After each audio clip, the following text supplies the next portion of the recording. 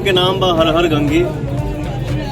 और मैं thank you बोलूँगा अपने डायरेक्टर को जो आज के माहौल में इस सोच को लेके आए मेरे पास कि भैया मुझे इस टाइप की फिल्म करनी है।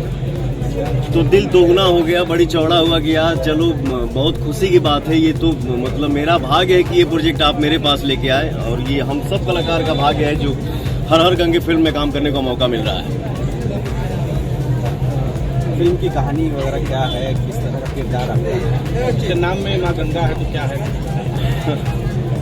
हर हर गंगे फिल्म के नाम में थोड़ा सा हम कलाकारों को भी थोड़ा सा बांध दिया जाता है कि कहानी को डिस्क्लोज ना किया जाए। इसलिए मैं अपने डायरेक्टर को भी अपने साथ बैठा लिया कि जहां मैं फंसूंगा मैं बोलूँगा भाई थोड़ा सा शेयर करिए बस। बट लेकिन थोड़ा सा ये जरूर ये है कि ये हम लोग हमारा मतलब सोच और भाव यही है कि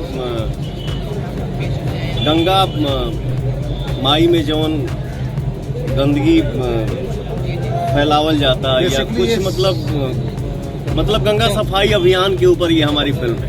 मुझे गंगा माँ को साफ करना है। गंगा की सफाई की आप बात कर रहे हैं, पहले भी काशी आते रहे होंगे, तमाम प्रोजेक्ट्स प्रधानमंत्री का ड्रीम प्रोजेक्ट है, बदलाव नजर आता है आपको भी काशी में?